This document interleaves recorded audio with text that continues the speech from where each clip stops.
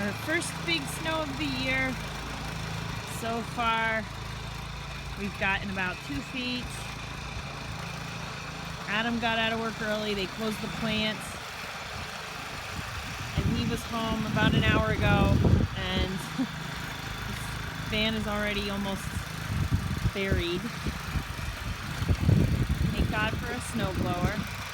This is a lot of snow.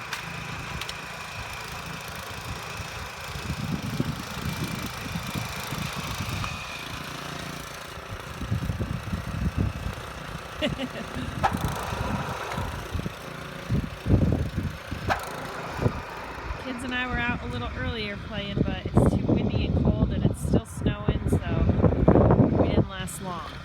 Of course, I had to force them to come in.